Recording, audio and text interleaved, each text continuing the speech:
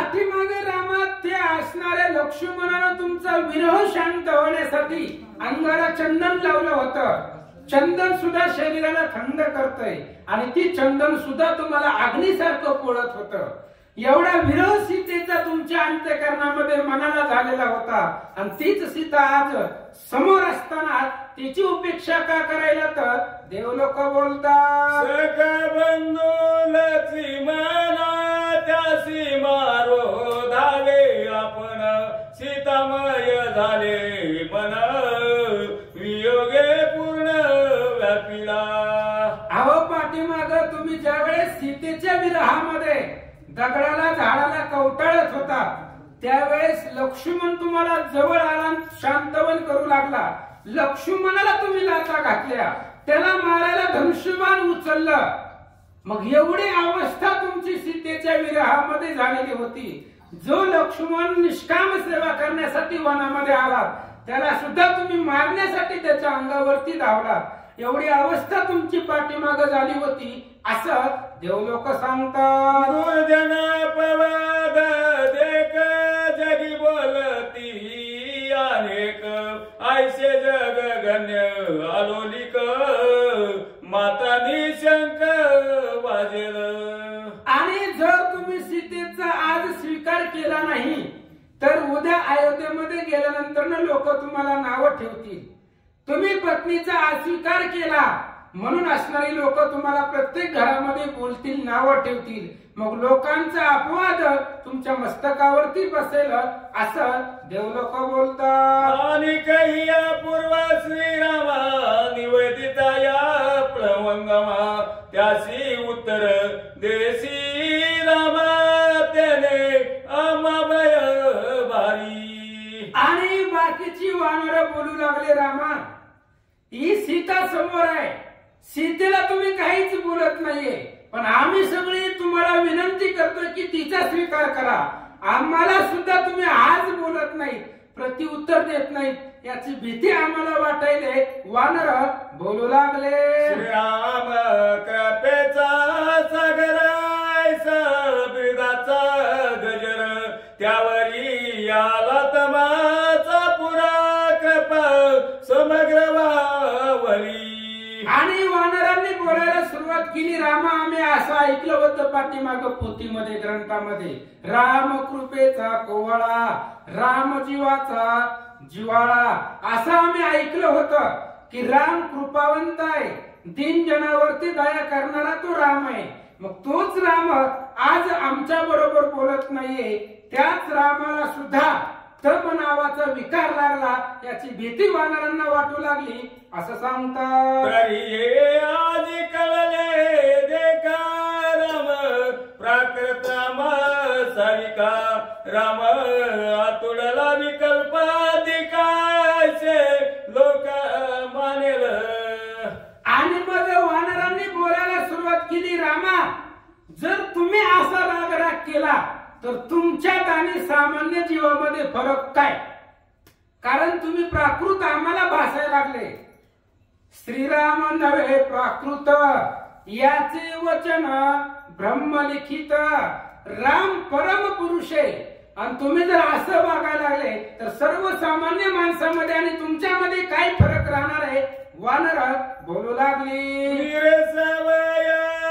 संसार सेवा श्री रघुवीर तोराईला पै विचार ऐसे समग्र मानिती. आणि मग वानरांनी सांगितलं देवा हे संसाराचं जीवन जगत असताना ह्या संसारामधून कटाळून आम्ही कवा तरी रामायणाला येतो कधीतरी पूजेला येतो. ह्या संसारामधून आम्हाला त्या ठिकाणी थोडीभर क्षणभर का होईना विश्रांती भेटावी. संसार तरुण जाण्यासाठी लोक तुझं भजन करतायत. मग आजपासून प्रश्न पडलाय तुझं भजन करावं का नको? जो बायकोला बोलत नाहीये पत्नीची जो उपेक्षा करतोय तो स्वतःचा आम्हाला पुन्हा कोण विचारणार आहे? आमची कशी तू काळजी घेणार आहे? अशी वानर भगवंताला बोलतात. सर्वस्व त्यागोनी वहिले पोटी पाले बांधिले राम सेवे जीवित्व वेचले ते फळा वानरांनी विचार केला, म्हणले देवा 6 महिने झाला आम्ही बायका लेकरामध्ये गेलेलो नाहीये, घराचं तोंड आम्ही पाहिलं नाहीये, तुझ्या सेवेमध्ये आलो, सगळे आम्ही संसारावरती पाणी ओतलं, एकदा तुझ्या नादाला लागलो, परत आम्ही घरला गेलेलो नाहीये, आणून सरलिया श्रीरामाते केवी मागुते परतावे, तुझ्या भजनाला आम्ही लागलो, पण एवढा जो आम्ही अट्टहास केलाय, आम्ही पोटभर अजून अन्न सुद्धा सेवन केलेलं नाहीये, रामाचं कार्य आधी महत्वाचं आहे, एवढं सगळं आम्ही केलंय, पण हे सगळं आज वाया जात आहे असं आम्हाला वाटायलंय. वानर भगवंताला बोलतात, प्राप्तीला गीत बहुत कष्टला रघुना सैन्यासियार पुरवित बाते घालित मोजू मोजू.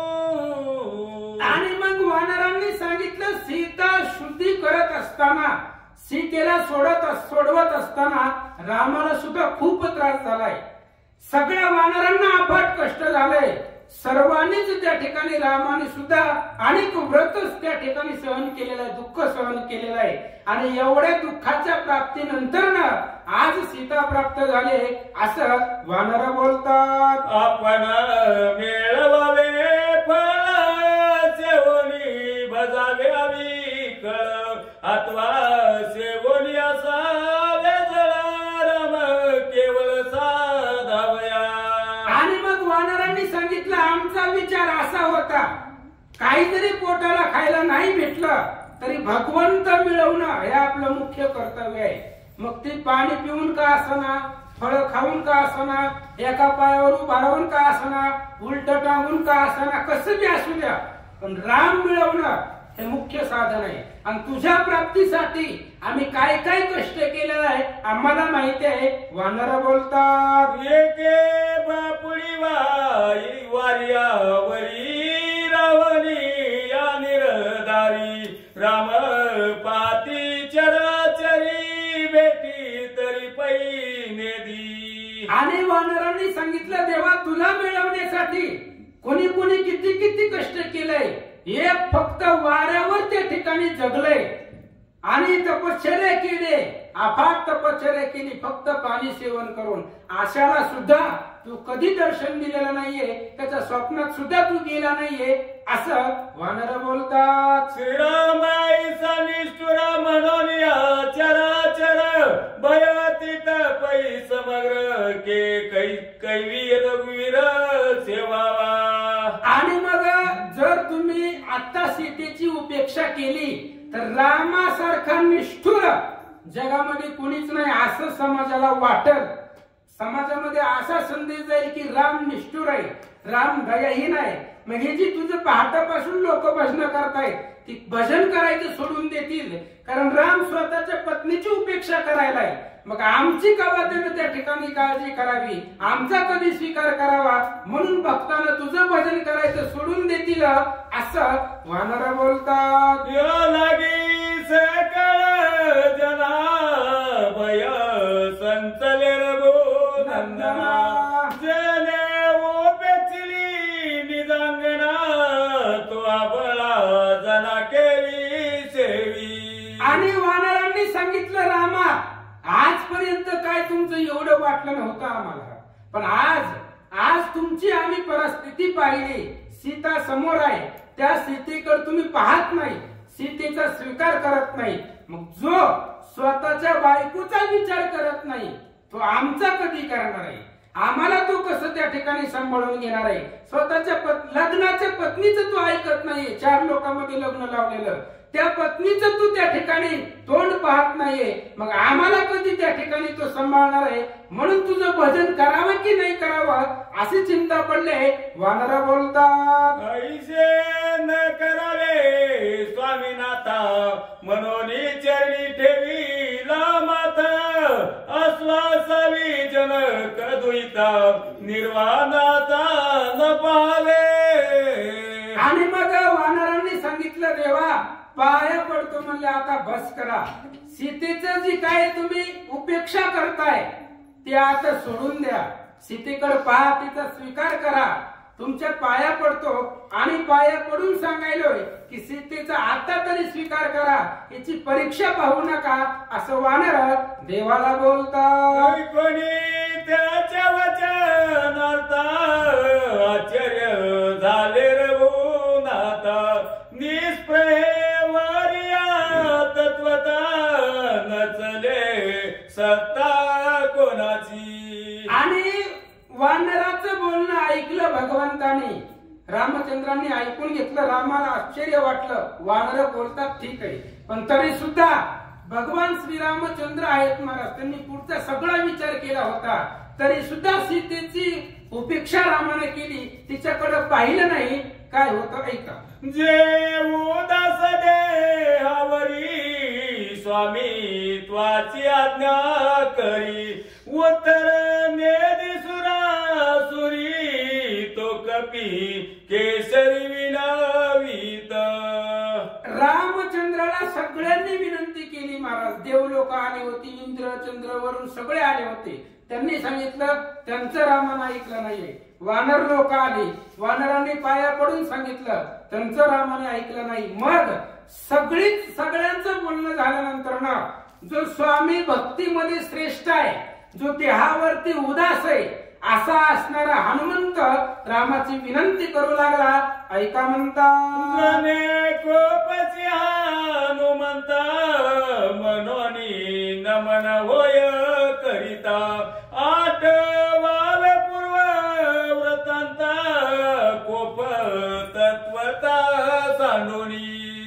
आणि मग हनुमंताला रामानं बोलायला सुरुवात केली. म्हणले, हनुमंता मी काहीच बोलत नाही, याचा राग तुम्हाला येऊ देऊ नका. पाठीमाग सुंदरकांडामध्ये ज्या वेळेस तुम्ही मला सांगायला आला होता, सीतेचा शोध घेऊन तुम्ही माझ्यापाशी आला आणि माझ्यापाशी येऊन सीतेचं वर्णन केलं. मग तुम्हीच बोलला होता, तुमचेच शब्द आहेत, जरा पाठीमागचं आठवा. रामचंद्र हनुमंताला बोलतात. सांगितली होती जैसी आम्ही देखत नाही तैसी, विश्वासोदय गात्र्यासी जरी मार्दवेसी बोलत. आणि रामचंद्राने हनुमंताला विचारलं. म्हणले, हनुमंता पाठीमाग तू सांगितलं होतं, पण तू जसं सांगितलं होतं तशी आता सीता दिसत नाही. मग तू कसं सांगितलं होतं पाठीमाग. एक वस्त्र मलिन पाही, मलिन केश नाणे नाही, दीन वदन भूमिशाही, धरिले काही चालेना. अशी तुम्ही सीता मला पाठीमाग सांगितलं होतं, पण जसं तुम्ही सांगितलंय तसं आता दिसत नाही. मग सीता जरी, स्त्रिया जरी विश्वासानं बोलत असतील तरी सहज विश्वास ठेवू नये असं रामचंद्र बोलतात.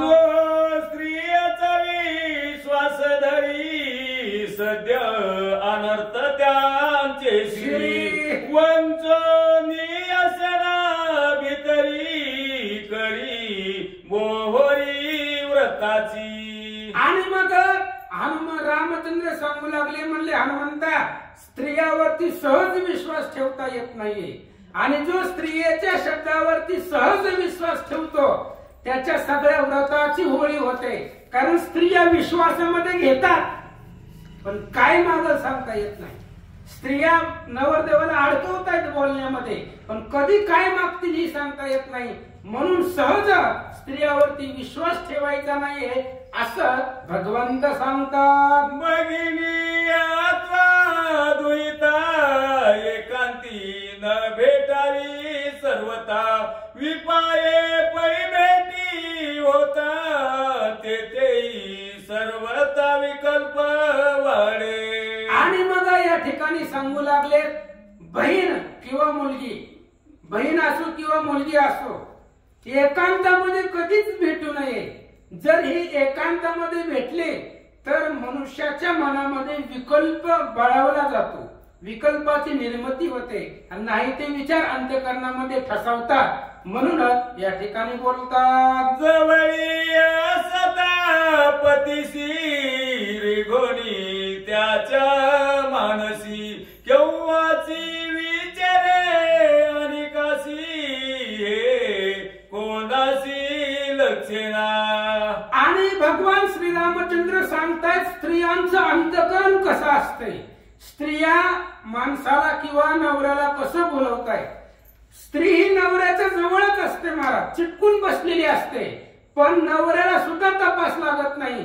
त्याच्या मनाबरोबर संवाद करत असताना, बोलत असताना कधी दुसऱ्या पुरुषाकडे संवाद करून येईल तिचं अंतःकरण. हे स्त्रीचं गुह्य वर्म आहे, हे कोणाच्याच लक्षामध्ये येत नाहीये असं भगवंत सांगतात. मार्गी जात पै स्वभावे व्यंकट कटाक्षा सवे क्षमे पुरुषाते लोळवावे काम भावे स्वभावनी. आणि स्त्रियांचा स्वभाव आहे महाराज. स्त्रिया जर रस्त्याने जात असतील, स्त्री स्वभाव सांगितला गेला तर नजरेमध्ये स्त्रीच्या एवढं सामर्थ्य आहे. स्त्रीला नुसतं पाहिलं तरी पुरुषाच्या अंतःकरणामध्ये काम भावना उत्पन्न होते. एवढी स्त्रीच्या नजरेमध्ये, तिच्या कटाक्षामध्ये ताकद असते. काम भावना त्याला लोळवलं जातं, एवढं सामर्थ्य तिच्या नजरेमध्ये राहतं. भगवंत सांगू लागले. दृष्टी पडता वाचे सुरासुर मोह पावती ते भेटल्या एकांती कवना विरक्ती उपजेल. आणि भगवंत सांगू लागले, हनुमंता, स्त्री जर देव लोकांनी जरी डोळ्याने पाहिली तरी देव लोकांच्या मनामध्ये विकल्प निर्माण होतोय. मग ती जर स्त्री एकांतामध्ये मिळाली तर मग कोणाला विरक्ती, वैराग्य निर्माण होणार आहे. स्त्री जर एकांतामध्ये पाहिली तर कोणालाच विरक्ती, वैराग्य प्राप्त होत नाहीये असं या ठिकाणी सांगतात. उभय वर्ग माझारी काम शोभ एका तरी येराची व्रती हरी निंदे संसारी प्रवृत्ते. स्त्री जर एकांतामध्ये भेटली तर स्त्रीच्या मनामध्ये आणि पुरुषाच्या मनामध्ये काम भावना त्या ठिकाणी निर्माण होते. आणि काम भावना निर्माण झाल्यानंतर ना पुन्हा ते दोघही जगाला निंदनीय होतात असं या ठिकाणी बोलू लागले. शोभावे जरी दृष्टी पडे तरी विरक्तीची शोभा चढे काम मावसा सोयेची पडे पडे साकडे अनर्थी. स्त्री जरी सहज जरी नजरेच्या पुढे आली, सहज जरी स्त्रीला पाहिलं गेलं तरी सुद्धा त्याच्या अंतःकरणामध्ये असलेला विवेक संपतो, त्याच्या अंतःकरणामधला असणारा विरक्ती संपते आणि त्याच्या मनामध्ये काम भावना निर्माण होते असं या ठिकाणी बोलतात. हे प्रत्यक्ष घडले चंद्रचूडा बिल्लीनी आली दृष्टी पुढा महादेव झाला वेळा केला उगाडा विरक्तीच्या. आणि रामचंद्र हनुमंताला ग्रंथातले पुरावे देऊन सांगू लागले, हनुमंता, मी लवकर सिद्धीवरती विश्वास का ठेवत नाही? कारण पाठीमागं घडलेले प्रसंग आहे. महादेव तपश्चर्यामध्ये जगामधले एक नंबर तपस्वी, एक नंबर तपश्चर्या करणाऱ्या मधले महादेव आहे. आणि त्या महादेवाला सुद्धा एक भिल्लिनीनं वेड लावलं. भिल्लिनीच्या पाठीमागं महादेवजी गेले आणि आजपर्यंत केलेलं सगळं तप त्यांचं भस्म झालं असं सांगतात. कोणाशरे नावे भितरी देखोनी निषाद कुमारी दिवसा करोनी अंधारी तपसामग्री वेंचिली. अहो, एवढे मोठे प्रसिद्ध असणारे ऋषी पराशर महाराज आणि ते असणारे पराशर ऋषी सुद्धा एक भिल्लिनीच्या कोळी नसणाऱ्या स्त्रीच्या पाठीमागे लागले गेले आणि त्यांनी आजपर्यंत केलेलं जे तप होतं ते सगळं तप वेचलं गेलं आणि दिवसाचा अंधार केला. कशाच्या बळावरती?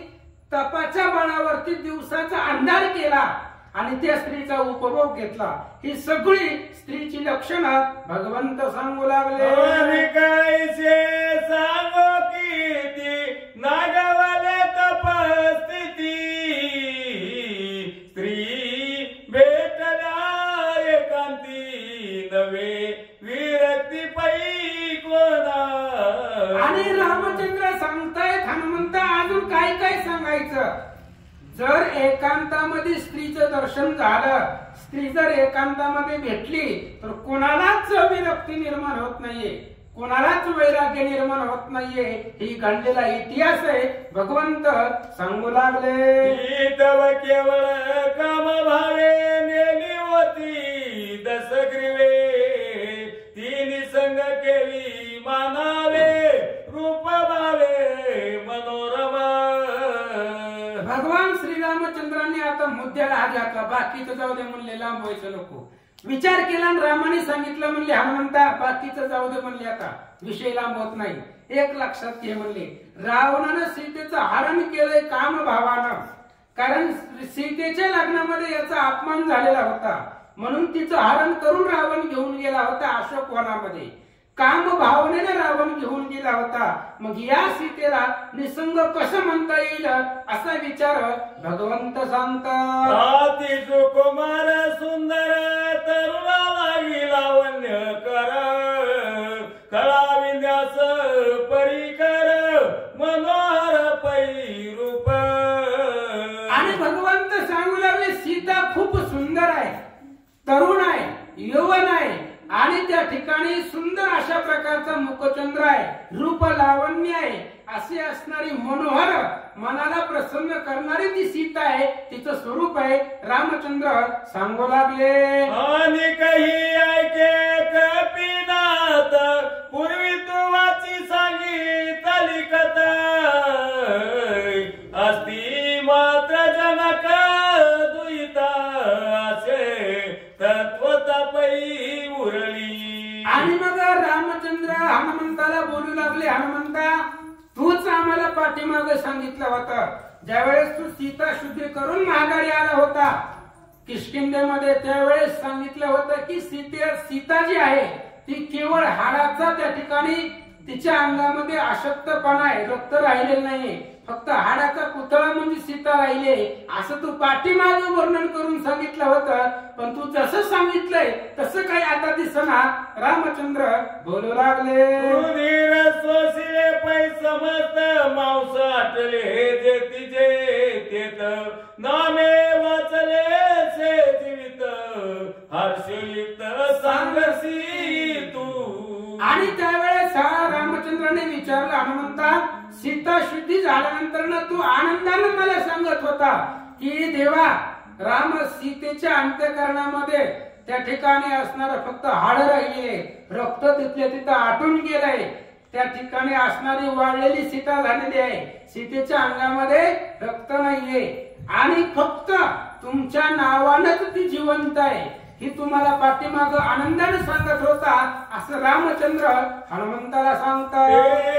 दिसे येते काही अति विकसित दिसे पाही, रचली असे ठाईच्या टाई, अपूर्व काही मी न सांगू. आणि मग हनुमंताला रामाने विचारलं, हनुमंता तू पाठीमाग जे सांगितलं होतं सीतेचं वर्णन, त्यातलं आता इथं काहीच दिसत नाहीये. तू काय सांगितलं होतं की वाळून गेले, अंगामध्ये रक्त नाही, हाड राहिलेत, पण आता दष्टपुष्ट सीता दिसायले, आता सीतेच्या अंगामध्ये भरपूर रक्त आहे. मग तू जे सांगितलं होतं मला ते आता इथं दिसत नाहीये, असं रामचंद्र बोलू लागले. म्हणून या संदेहासी कारण हनुमंता पर्येसी, तव कोप तुझे मानसी अति आवेशी पै आला. म्हणून रामचंद्राने सांगितलं, हनुमंता म्हणून माझ्या मनामध्ये संदेह आला, विकल्प आला की बाबा हनुमंताने काय सांगितलं होतं. मग जर सीता अशी दिसते मग तू खोटं बोलला होता का मला पाठीमाग. मग जर तुझं खरं असेल तर मग सीता अशी दिसायली, म्हणून माझ्या मनामध्ये संदेह आला, विकल्प आला की बाबा हनुमंतानं जे सांगितलं होतं ते इथं दिसत नाहीये, म्हणून मी त्या ठिकाणी बोललो तुला. आणि तुला बोलत असताना एवढा राग तुम्हाला येणं योग्य नाहीये. रामचंद्र बोलू लागले, तुझे माझे लोटंगण करू कोपाचे उपशमन, सावध ऐके माझे वचन मनोनी विनवून करीतसे. आणि मग रामचंद्राने हनुमंताला सांगितलं, हनुमंता रागू नका म्हणले, रागाचे उपशमन करा, राग गिळा आणि शांत व्हा. तुम्हाला लोटांगण घालून सांगतो की बाबा कुठल्याच प्रकारचा राग घेऊ देऊ नका. माझी एक इच्छा आहे ती तुम्हाला प्रगट करून बोलून दाखवतो असं रामचंद्र हनुमंताला बोलतात. जनापवाद कठीण बारी दुर्नाम वाजेल माझे सेवी मनतील रामावचारी घातली करी काम लोभे. आणि मग रामचंद्राने हनुमंताला सांगितलं, हनुमंता डायरेक्ट जर मी सीतेचा स्वीकार केला तर उद्या अयोध्येमध्ये गेल्यानंतर ना तिथली जी काही लोक आहेत ती लोक मला बोलतील, म्हणतील राम अविचारी आहे. सीतेला घरामध्ये घेत असताना रामानं थोडासा विचार करायला पाहिजे होता असं मला उद्या लोक बोलतील. मग असं बोलू नये म्हणून माझ्या मनामध्ये एक युक्ती आहे, सांगतो ऐका. चुकवावया हनुमंता उपेचिली जनक दुईता भूमी सर्वज्ञ तत्वता निज चित्ता विवंचा. आणि पुढे होणारा जो मला त्रास आहे, उद्या मला लोक जी बोलणार आहे, माझ्या डोक्यावर जी दुर्नाम वाजणार आहे, निंदेची वार्ता वाजणार आहे, ती सगळी टाळण्यासाठी मी सीतेची उपेक्षा केली. तुम्ही हुशार आहे, तुम्ही विवेकी आहेत, ज्ञानी आहेत, जरा विचार करून बघावा असं रामचंद्र हनुमंताला बोलतात. मुखे सीताग्नी मुखी आईचे जाणोनी रघुकुळ टिळी ते भेटावया जानकी युक्तीने की मांडली. आणि मग रामचंद्राला माहिती होतं महाराज सीता ही मुख्य आपली जी ओरिजिनल सीता आहे ती अग्नीमध्ये आहे आणि ही जी काय रावणाच्या अशोकवनामध्ये जी सीता होती ती छाया होती, म्हणजे सावलीला सजीव केलेलं होतं सीतेनं आणि ती सावली रावणाला भिक्षा देण्यासाठी पाठवलेली होती. मग आपली मुख्य जी सीता आहे, लग्नाची जी बायको आहे ती अग्नीपाशी आहे, म्हणून ती खरी सीता मिळवण्यासाठी रामचंद्राने युक्ती केली. ऐका.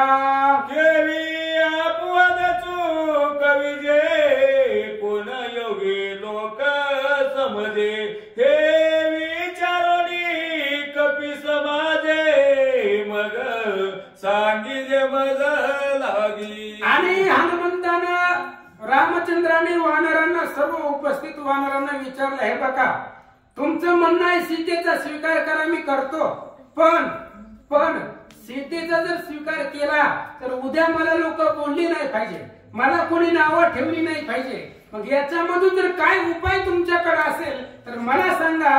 भगवंत बोलतात. अत्यंत कृपस कळासी जे अंगीकारावे जानकीसी तरी दिवेसी ते पासी सकळ क्षमतेसी पै मागा. आणि त्यावेळेस रामचंद्र सांगू लागले की वानरांना बोलू लागले, हे बघा म्हणले सीतेचा स्वीकार करतो पण एक युक्ती माझ्यापाशी आहे, तिच्यामुळे लोकांचाही अपवाद टळेल आणि तुमचीही इच्छा व्यक्त होईल असा एक उपाय आहे. भगवंत बोलू लागले. सकळ लोक देखता दिव्य उतरलिया सीता तरी मी अंगीकारीन तत्वता विचार अन्यता सेना. रामाने वानराला सांगितलं, हे बघा म्हणले इथं सीतेनं अग्नी परीक्षा द्यायची, इथं जर सीता अग्नीमधून बाहेर आली तर मग मी कुठलाच विचार न करता सीतेचा स्वीकार करतो, पण जर सीतेनं अग्नी परीक्षा दिली नाही तर मी सीतेचा स्वीकार करणार नाहीये असं रामचंद्र सर्व उपस्थितांना बोलू लागले. ऐकून येते वचन आंदोळी लेत्री भुवन कठीण गिरर नंदन वागवज्र बाण मोकळले. आणि सगळ्यांनी ऐकलं महाराज की सीतेनं अग्नी परीक्षा द्यावी. आता सर्वांनाच माहिती होतं याच्यामध्ये सीतेची काय चुकी आहे, रावणाला घेऊन गेला, सीतेचा काय अपराध आहे याच्यामध्ये. पण सगळं राम असं बोलल्यानंतर ना तिथं सगळे जी उपस्थित होती, देवलोक होती, वानर होती, सगळ्यांनी विचार केला राम खरंच कठीण आहे, रामाच्या अंतःकरणामध्ये दयाच नाहीये. वज्रासारखं वाघबाण रामाच्या मुखामधून बाहेर पडले, याचं दुःख उपस्थितांना झालं असं सांगतात. ऐकता चळकपचिता भय माय खुंटला सर्वता जनक दोहिता वाचेना. आणि सर्वांनी विचार केला महाराज अग्नी परीक्षा दिली म्हणजे सीता जगत नाही. आता अग्नीमध्ये जाणार म्हणजे अग्नीमधून कोण वाचणार आहे. वानरांनी विचार केला रामाचा निर्णय ठाम आहे आणि रामाच्या पुढे बोलताही कुणाला येत नव्हतं. मग आता काय करायचं. सीता जगत नाही वाचत नाही असा विचार वानर करू लागले. कळी की आशा सांडिली जसे की हो दुःख पंक्तीनी मग्न. आणि रामाची आज्ञा होती की बाबा सीतेनं अग्नी परीक्षा दिली तरच मी हिचा स्वीकार करणार. मग सगळ्या वानरांनी विचार केला रामाच्या पुढे कुणाला जाता येत नाही आणि आता सीता वाचल अशी आशा सुद्धा सर्व वानराची संपली. खाली माना घातल्या दुःख अवस्थेमध्ये दुःख वानरांना झालं असं सांगतात. कठीण गवज्र ऐको दिया हनुमान वीर बोलो आदरिले उत्तर श्री रघुवीर लक्ष्मणी. आणि रामचंद्राचं बोलणं ऐकलं सगळे वानर शांत बसले. महाराज खाली माना घातल्या दुःख करत व्यक्त करत त्या ठिकाणी बसले. पण हनुमंत त्या ठिकाणी उठले आणि रामचंद्राला गर्जना करून उत्तराला प्रत्युत्तर देत काय बोलतात ऐका. स्वामी रघुनाथा जनी उपेक्षिसी सीता पतिव्रतेचा विकल्प धरिता निज व्रत बोलो लागे. आणि हनुमंताने रामाला बोलायला सुरुवात केली. म्हणले देवा सीता ही निस्सिम भक्त आहे पतिव्रत आहे सती आहे आणि त्या सीतेवर जर तुम्ही संशय घेतला विकल्प केला तर तुमची आजपर्यंत जी कीर्ती आहे ती अपकीर्तीला मिसळ. पाठीमागच समुद्रानं रामाला प्रगट बोलून दाखवलं होतं. दोघे बंधू धनुर्धारी दोघे एवढे बलवान असताना कळी काळ घालून तोडरी हारुनी नेली सीता सुंदरी लोकांतरी अपकीर्ती. समुद्राने सांगितलं दोघं असताना तुम्हाला पत्नी सांभाळता आली नाही. मग ही जी काही लोक बोलणार आहे ती बोलायच्या आधी किंवा ही पती सती आहे हिच्यावर जर तुम्ही आरोप केला तर तुम्ही आजपर्यंत कमवलेलं जे नाव आहे तुमची कीर्ती आहे ती सगळं धुळीला मिसळल असं हनुमंत बोलतात. सीतेचे नित्य जाणले सरावण पै वहिले तटक अवघ्याची आळले प्रेतरूप आले उदासी. आणि हनुमंताने सांगितलं रामा काय वाटतंय म्हणले तुम्हाला. तुम्ही मारले या सगळ्या राक्षसांना असं तुम्हाला वाटतंय. ह्या राक्षसांना तुम्ही मारलं असं तुम्हाला वाटतंय पण तुम्ही मारलेलं नाही. सीता जाळी श्रीराम मारी ऐसे राक्षसांची बोहरी क्षणे होईल लंके माझारी सांगे वानरी हनुमंत. अहो सीतेनं तिच्या तेजानं राक्षस जाळले त्यांची शक्ती संपवली आणि फक्त प्रेतरूपी राक्षस तुमच्या बरोबर युद्धाला आले. तुम्हाला विजय मिळण्याचं मुख्य कारण सीता आहे. सीतेमुळे तुम्हाला विजय मिळाला हनुमंत सांगू लागले. सैन्य लंकानाथ पण बदले तत्वता ऐसेन मानावे रघुनाथा वल्गोरी व्रत कार्य नाही. आणि मग रामा तुम्ही स्वतःचा पुरुषार्थ इथं वर्णन करू नका. तुम्हाला वाटत असेल की सगळ्या सैन्यासहित भावासहित म्या रावणाला मारले असं नाही म्हणले. इथं सीतेनं जाळले सीतेनं जी काही ताकद आहे रावणाची शक्ती कमी केली. मग प्रेतरूपी रावण तुमच्या बरोबर युद्धाला आला म्हणून तुम्हाला त्याच्यावरती विजय मिळवलाय. तुमच्या विजयाला कारण तुमची सीता आहे असं हनुमंत सीतेची बाजू घेऊन पटवून देऊ लागले. सीतेने मारिले नसता तुझन मरते रघुनाथा मारिलेची मारोनी तत्वता जय सर्वता तुम्हा दिदला. आणि हनुमंताने सांगितलं म्हणले रामा सीतेने यांना मारलंय अगोदरच यांची जी ताकद आहे, धैर्य आहे, ही धैर्य सीतेने खचवलंय आणि म्हणून मग तुम्ही राक्षसांना मारलंय.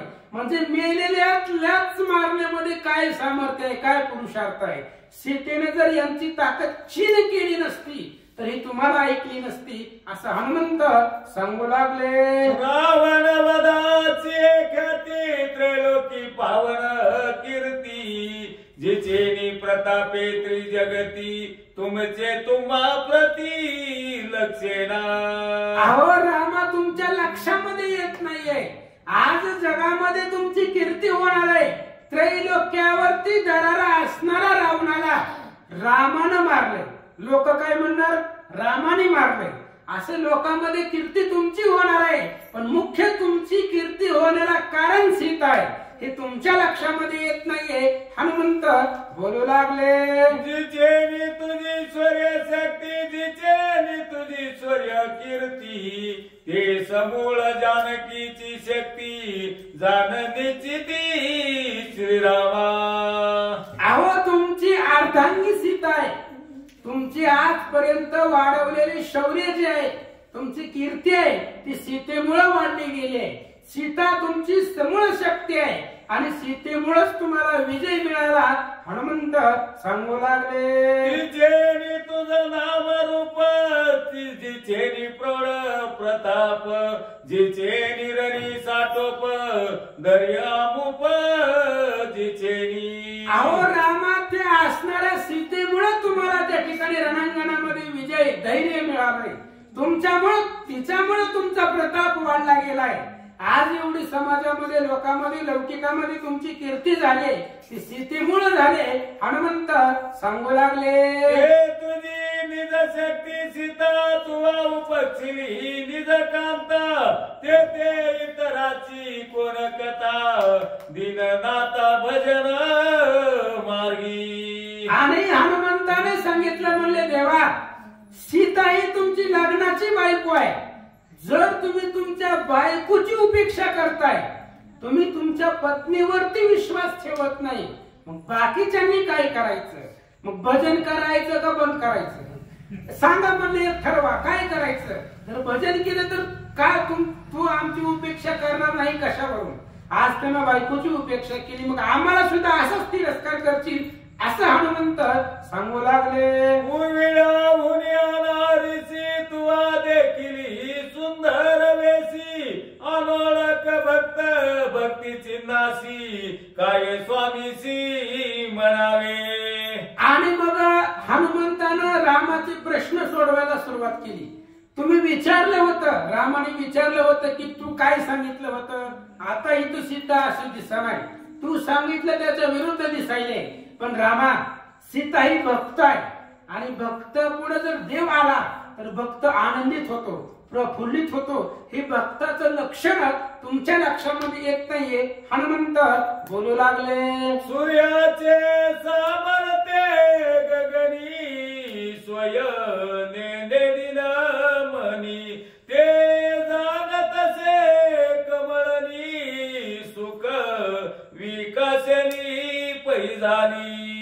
आणि त्यावेळेस हनुमंताने पुरावे देऊन बोलायला सुरुवात केली. म्हणले रामा, आकाशामध्ये सूर्य असतो, पण सूर्य किती प्रफुल्लित आहे, सूर्याची ताकद, सूर्याचा प्रभाव सूर्याला माहिती नसतो. पण सूर्याचं तेज ज्याच्यावरती पडतं ती कमळं सूर्यामुळे प्रफुल्लित होतात, विकसित होतात. त्याची ताकद कमळांच्या लक्षामध्ये येते. तसं या ठिकाणी घडलं. हनुमंत बोलतात. चुंबकाची चालक शक्ती स्वतः निज स्थिती जडे लोय सुखेची जाणती ते चलन पावती दर्शने. आणि त्यावेळेस हनुमंताने सांगितलं, रामा, लोहचुंबक असतं, त्या लोहचुंबकाचं आकर्षणपणा त्यालाच माहिती नसतो. पण ज्यावेळेस तो लोखंडाच्या संगतीमध्ये येतो आणि लोखंडाला आकर्षित करतो, म्हणजे चुंबकाची ताकद लोखंडाला माहित आहे, त्याच्या लक्षात येत नाहीये. तसे तुमची अवस्था झाली. हनुमंत बोलतात. चंद्र किरणाची अमृत दार स्वतःने नेम कर सेवनी जाणती चकोर दर्शन आणि मग चंद्राचं किरण असतं, ते चंद्राचं किरण स्वतः चंद्राला त्याचा प्रभाव लक्षात येत नाहीये, पण बाकीच्या वरती जर ते किरण पडलं तर ते विकसित होत आहे, चंद्राच्या दर्शनानं ते प्रफुल्लित होत आहे. तसंच तुमच्या दर्शनानं सीता प्रभावित झाली आहे. एवढ्या दिवसानंतर तुमचं दर्शन झालंय म्हणून ती प्रफुल्लित झाली आहे, ते तुमच्या लक्षामध्ये येत नाहीये. हनुमंत बोलतात, जैसी देखता श्रीराम मूर्ती जरी उल्हासन बाणे चित्ती ते वज्राहुनी कठीण जाती श्रीराम मूर्ती अनोळख. अहो तुमची मूर्ती पाहिजे, श्रीराम देखावया दृष्टी पाहिजे तर भाग्याची या पोटी. एवढं तुमचं त्या ठिकाणी प्रभाव आहे. आणि तुमची मूर्ती समोर आल्यानंतर ना सीताई भक्ते प्रभावित झाली. आणि जो तुमच्या दर्शनानं ज्याला आनंद होत नाही त्याची जाती दगडापेक्षा सुद्धा कठीण आहे, वज्रापेक्षा सुद्धा कठीण आहे. श्रीराम मूर्तीला पाहून ज्याच्या अंतःकरणामध्ये आनंद होत नाही तो दगडासारखा आहे असं सांगतो. स्वरूपी आराम त्या ते बोली जे श्रीराम ते अंतरीचे निज प्रेम सुखे परम होतले. आणि स्वतःच्या स्वरूपावरती प्रभावित झालेला तो आत्माराम आहे. राम म्हणजे तो आत्माराम आहे, सगळ्यांच्या हृदयामध्ये राहणारा तो भगवंत आहे आणि सगळ्यांच्या अंतःकरणातलं त्याला कळतंय म्हणून त्याला आत्माराम म्हणताय. आणि असा असणारा तो भगवंत आहे. हनुमंत सांगू लागले, अद्वैती सुख संबंध इंद्रियाविन अगाध विषयाविन परमानंद ते स्वरूप सुद्ध तुझे पायी स्वामी. आणि सगळं असणारं तुमच्या पायावरती आहे. त्या ठिकाणी सांगितलं गेलं जेवढा विषयामध्ये सुख नाहीये तेवढं तुमच्या दर्शनानं सुख मिळतंय. तुमच्या दर्शनानं मुक्तीच होते महाराज. दर्शन हेळा मात्रे तया होय मुक्ती. एकदा दर्शन घेतलं की सगळं अंतःकरणामधली विकार मावळतायत आणि तुमच्या दर्शनानं सगळं विषय संपून जातात असं या ठिकाणी बोलतात. निज स्वरूपाते देखता जरी उल्हासन बाणे चित्ता इंद्रिय नवे पोष्टता तरी ते व्रता पाषाणवत. अरे तुम्हाला पाहिल्यानंतर ना तुमची मूर्ती डोळ्यानं पाहिल्यानंतर ना ज्याच्या इंद्रियामध्ये उल्हास येत नाहीये, ज्याच्या अंतःकरणामध्ये आनंद होत नाही त्याचे इंद्रिय नाहीतच तो दगडासारखा आहे.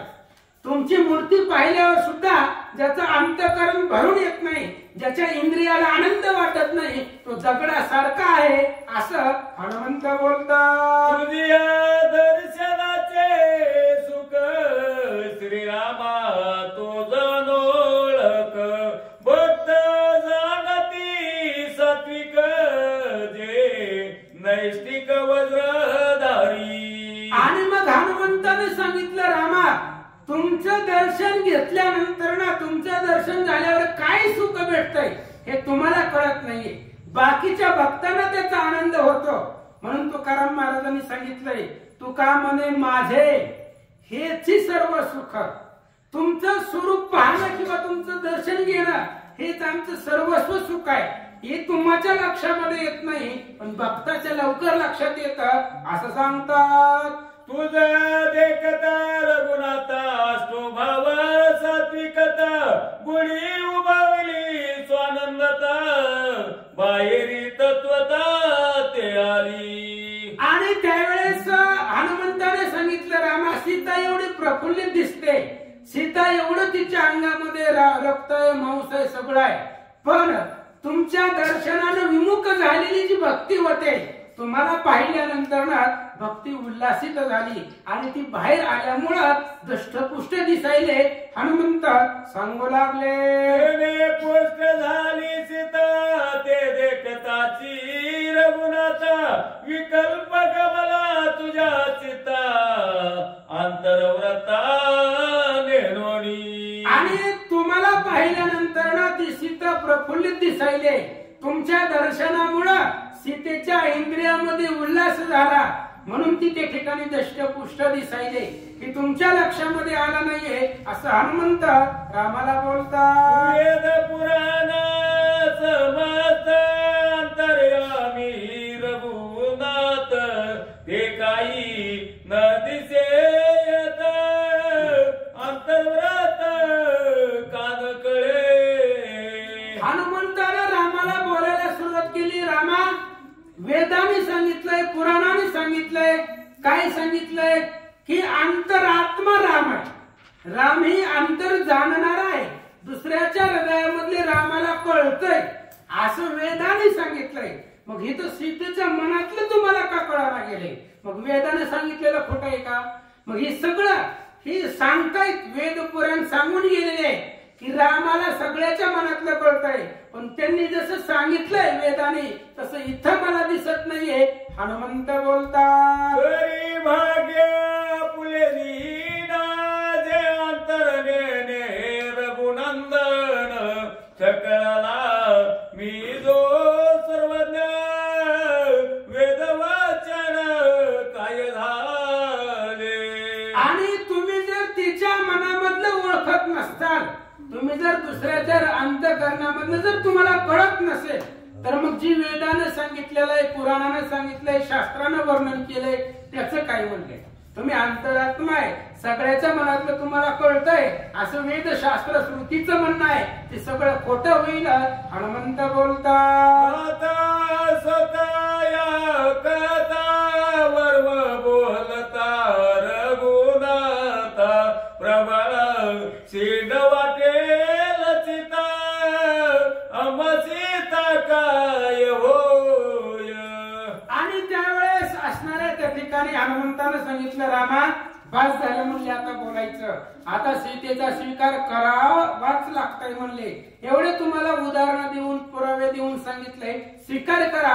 हनुमंत बोलतात. जेणे सुख स्वामीसी ते करणे आमासी सीतेची विडते कायसी दिव्य जानकीची पैका सांगू. हनुमंतानं वानरांना सांगितलं, हे बघा म्हणले, ती नवरा बायकोचा संवाद आहे, त्यांच्या त्यांना कसं नांदायचं तसं नांदू द्या, पण राम आपला स्वामी आहे. मग रामानं जे आपल्याला सांगितलंय ते आपल्याला करणं भाग आहे. रामाने सांगितलंय सीतेचं दिव्य घ्यायचं तर घ्यायचंच, इथं सीतेची भीती धरायची नाहीये. रामाने सांगितलंय त्या पद्धतीनं करू, सीतेपाशी दिव्य घेऊ असं हनुमंत बोलू लागले. दिव्य उतरल्या सीता सती जरी अंगीकारिणा रघुपती तरी देहपात करणे समती अनेक युक्ती असेना.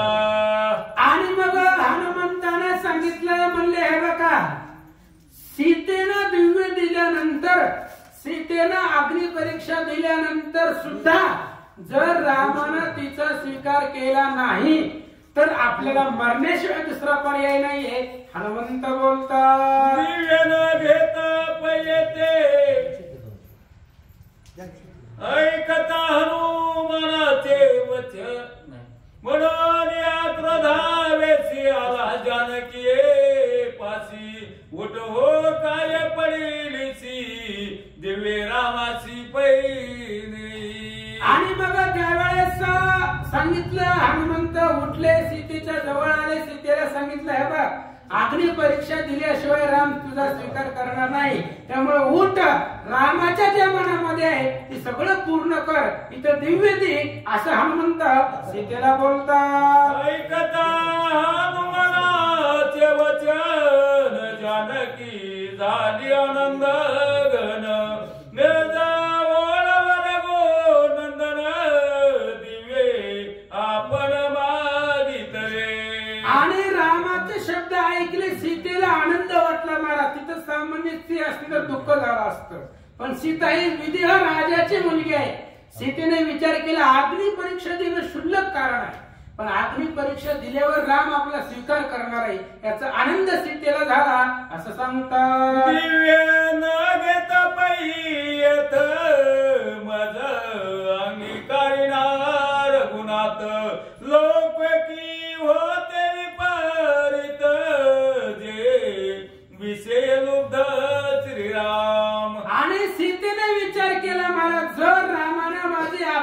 परीक्षा घेतली नसती, इथं मागितली नसती, डायरेक्ट मी रामाबरोबर गेले असते तर उद्या, कारण राम नवरा आहे, नवऱ्याची झालेली अपकीर्ती होईल याचं दुःख सीतेला होतं. उद्या जर गेल्यानंतर लोक बोलतील रामापाशी विवेक नाहीये, स्त्री लोभामुळे सीतेला आतमध्ये घेतलं, ही सगळं होऊ नये म्हणून रामानं दिव्य मागितलं. याचा आनंद सीतेला झाला. म्हणतात रावणाच्या घरी श्रीराम शक्ती सीता सुंदरी राखिली होती शर्मासवरी ते काळी घरी घातली. आणि या ठिकाणी बोलतायत महाराज, सीताई रावणाच्या घरामध्ये लंकेमध्ये 6 महिने होती. मग आपली पत्नी दुसऱ्याच्या गावामध्ये ताब्यामध्ये 6 महिने राहिली आणि परत कुठलाच विचार न करता रामाने हिचा स्वीकार केला. अशी लोक उद्या बोलणार आहेत याचा विचार करून सीता अग्नी परीक्षा देण्यासाठी तयार झाल्या. आईचा जनपवाद होता तो चुकविला हनुमंता. श्रीरामाची दिरी विषयता प्रकट तत्वता तुझे निराजी. आणि सीतेनं हनुमंताला सांगितलं, हनुमंता माझ्या नवऱ्याची जी अपकीर्ती उद्या होणार आहे ती तुझ्यामुळे वाचली. तुम्ही त्या ठिकाणी वाचवलं गेलं. अग्नी परीक्षा देऊ इथं द्यायला अडचण नाहीये, पण ही दिल्यानंतर लोक बोलणार नाहीत असा विश्वास आहे आणि याच्यामुळे रामाची अपकीर्ती होणार नाही. हे सगळं तुमच्यामुळे चुकलंय. सीता हनुमंताला बोलतात, जानकीची निष्पापता तुझे झाली वायू सुता. दिव्य मागत रघुनाथा देईन तत्वता सर्वांगे. आणि मग सीतेने हनुमंताला सांगितलं, हनुमंता मी किती निष्पाप आहे हे तुमच्यामुळे प्रगट होणार आहे, तुमच्यामुळे जगाला कळणार आहे सीता किती पवित्र आहे, किती निष्पाप आहे. म्हणून तुम्ही मागितल्यामुळं सर्वांगानं पायाच्या अंगठ्यापासून डोक्याच्या केसापर्यंत दिव्य देईल असं माता सीता बोलतात. दिव्य मागत रघुनंदन जेने अंगे देईन जाण तैसी होईन पवन निंद्य जाण पैर. आणि मग सीते रामाच्या समोर दिव्य दिल्यानंतर रामाच्या पुढे जर अग्नी परीक्षा दिली तर मी पावन होणार आहे. उद्या कोणी माझ्याकडे बोट दाखवणार नाही, माझ्यावरती विकल्प घेणार नाही, माझ्यावरती आरोप घेणार नाहीये, म्हणून सर्वांगाने दिव्य देईल असा विचार माता सीता करतात. सर्वांगेसी दिव्य देईन श्रीरामासी ऐसे बोलता वेगेसी हनुमंत चरणाशी लागली. आणि मग सीतेनं हनुमंताला सांगितलं, हनुमंता तुमच्या सांगण्यावरनं स्वामीच्या इच्छेनुसार मी दिव्य देणार, अग्नी परीक्षा सर्वांगाने देणार. म्हणून माता हनुमंताच्या पाया पडल्या. म्हणतात धर्मे हनुमंता आजी माझा उजळला माता. विलंब न करी सर्वता होई योजिता सामग्री. आणि मग सीतेने हनुमंताला सांगितलं, हनुमंता तुझ्यामुळं मी या ठिकाणी रामाला वंदनीय होणार आहे किंवा रामा माझा स्वीकार करणार आहेत, म्हणून अग्नी परीक्षा द्यायला मी तयार आहे. म्हणून त्याच्यासाठी जी काही सामग्री लागते, मग काय काय लागतात, लाकडं लागते, सगळं त्या ठिकाणी तयार कर असं सीता हनुमंताला बोलतात. वचनाले हनुमंता अशीच पुराण करोनी सर्वांगे लिंबलोन वंदिले चरण जानकीचे. सीता मातेच्या मुखामधून असे शब्द बाहेर पडल्यानंतर हनुमंताला आनंद झाला. सीतेच्या पायावरती पडला, दर्शन घेतलं असं सांगतात. दिव्य मागता रघुनाथ जानकीचे हर्षित चित्त त्याने सुखमय हनुमंत सामग्री योजित दिव्याची. आणि हनुमंताच्या मनामध्ये प्रश्न होता, महाराज आपण जर सीतेला सीतेला अग्नी परीक्षा मागितली तर सीतेला काय वाटेल, तिच्या अंतःकरणामध्ये काय प्रश्न येतील. पण ज्यावेळेस सीतेचं भाषण ऐकलं त्यावेळेस हनुमंताला वाटलं किंवा दिव्य देण्यासाठी सीतेच्या मनामध्ये उल्हास आहे, आनंद आहे. म्हणून हनुमंतालाही आनंद झाला आणि जी काही सामग्री लागते ती सगळी गोळा करू लागले. असं सांगतात श्रीरामाज्ञा तत्वता सर्वांगे दिवे देवो पाये सीता तो संपादवया हनुमंता विचार चित्ता आठवला. आणि मग आता रामाच्या समोर दिव्य द्यायचं, अग्नी परीक्षा द्यायची आणि सर्वांगाने द्यायचे. पायाच्या अंगठ्याच्या नखापासून ते डोक्याच्या केसापर्यंत सर्वांगाने दिव्य द्यायचंय. याच्यासाठी हनुमंताला रामचंद्राला काय बोलतात नाही का, विश्वाकार विषम कुंड हनुमंते पेटविले हे प्रचंड देखो रिखबळले ब्रह्मांड अखंड तांडव मांडिले. आणि मग सर्वांगाला दिव्य द्यायचे. त्याच्यामुळे असणार जे काही कुंड आहे ते असणारं कुंड हनुमंतानं रचलं गेलं, त्याला अग्नी लावला आणि ज्यावेळेस त्या कुंडाला त्या असणाऱ्या अग्नी लावला गेला त्यावेळेस त्रिभुवनामध्ये हाहाकार निर्माण झाला. असं सांगतात ज्वाळी लागली अंतराळी आकाश व्यापिले ज्वाळी जवळी अवनी जनक वाळी कुंड न्याळी अति प्रीती. हनुमंतानं ते असणारं कुंड पेटवलं महाराज सीतेला अग्नी परीक्षा देण्यासाठी. आणि ते कुंड एवढं धडाडीत झालं, त्याच्याची काही ज्वाळा होत्या, त्या जाळ आकाशापर्यंत गेला होता. आकाश त्या ज्वाळानं तापू लागलं होतं. हे अशा प्रकारचं भव्य कुंड रचलं. सीता माता अग्नीच्या जवळ आल्या, अग्निदेवतेला नमस्कार केला. असं सांगतात पूर्वते ते झाले सबाह्य कुंड रामे व्यापिले ते देखो जनक बाळे आश्चर्य वर्तले निजचिती. ज्यावेळेस सीता मातेने त्या ठिकाणी असणारा अग्नीला नमस्कार केला तेव्हा अग्नी चारी बाजूने भगवंतमय दिसू लागला. त्यावेळेस सीतेच्या मनामध्ये आश्चर्य वाटलं. असं सांगतात कुंडली